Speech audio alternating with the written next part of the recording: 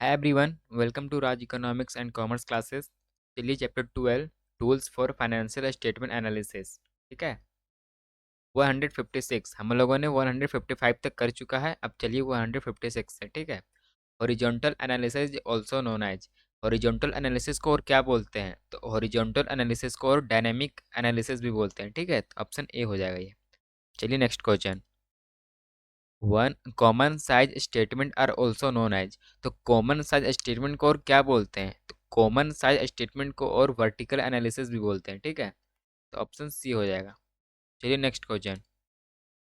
In a common size balance sheet total equity and liabilities are assume to be equal to. हम common size balance sheet में हम लोग equity and liabilities को assume करके चलते हैं कि वो 100 है। ठीक है, तो ऑप्शन सी हो जाएगा। चलिए नेक्स्ट क्वेश्चन। वर्टिकल एनालिसिस जी also known as. Vertical analysis को और क्या बोलते हैं? तो वर्टिकल एनालिसिस को और स्टैटिक एनालिसिस भी बोलते हैं। ठीक है, तो ऑप्शन ए हो जाएगा। चलिए next question. In a common size statement amount of net sale is assume to be equal to 100।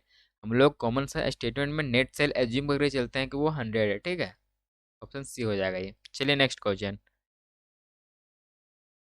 Comparative statements are also known as. तो कंपैरेटिव स्टेटमेंट को हम लोग हॉरिजॉन्टल एनालिसिस भी बोलते हैं। ठीक है, तो ऑप्शन बी हो जाएगा ये। चलिए नेक्स्ट क्वेश्चन।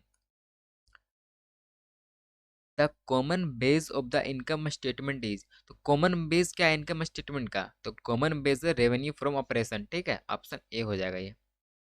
चलिए next question. The most commonly use tools for financial analysis are. Horizontal analysis या फिर वर्टिकल एनालिसिस या फिर रेशियो एनालिसिस या फिर ऑल ऑफ दीज। तो कॉमनली यूज होता है फाइनेंशियल स्टेटमेंट के लिए ये सभी। ठीक है, तीनों, तो इसका हो जाएगा all of these. Thank you.